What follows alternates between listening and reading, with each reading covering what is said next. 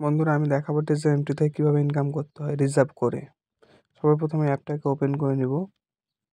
তারপর রিজার্ভ অপশানে চলে যাব।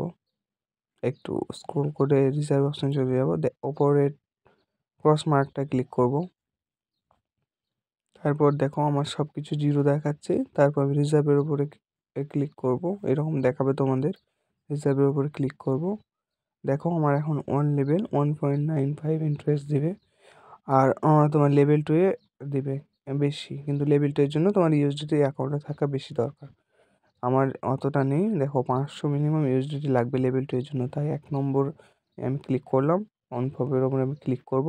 দেখো মার্কেটে কিন্তু এক্সপেক্ট করছে মানে 300 টাকার মধ্যে একটা এনএফটি খুঁজছে। দেখো আমার 216 টাকার মধ্যে অটোমেটিকলি একটা এনএফটি বাই হয়ে গেছে।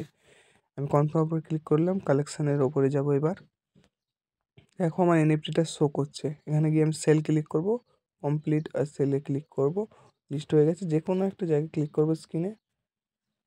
এটা অটোমেটিক দেখো মার্কেটে ম্যাচ মেকিং হচ্ছে। এটা অটোমেটিকলি সেল হয়ে যাবে। দেখো আমার 3.99 ইউএসডিটি আজকে ইনকাম হয়েছে, প্রায় 360 টাকার কাছাকাছি। খুব সহজের মধ্যে, খুব তাড়াতাড়ির মধ্যে হয়ে গেল। তোমরা করতে চাইলে আমাকে মেসেজ করতে পারো। আর অবশ্যই আমার ইউটিউব চ্যানেলটাকে সাবস্ক্রাইব করে দিও। তাহলে নতুন নতুন এইরকম ভিডিও দিয়ে আমি তোমাদেরকে কিছু বোঝানোর চেষ্টা করবো ট্রেজার ইউনিটের ব্যাপারে। বাড়িতে বসে থেকেই অল্প টাইমের মধ্যেই করতে পারো। কতক্ষণ লাগলো? খুব বেশি হলে 2 মিনিট। 2 মিনিটে যদি কিছু টাকা আসে তাহলে কেন করা যাবে না বলো। এরপরে আমি ভিডিও নিয়ে আসবো কীভাবে অ্যাকাউন্ট বানাতে হয়।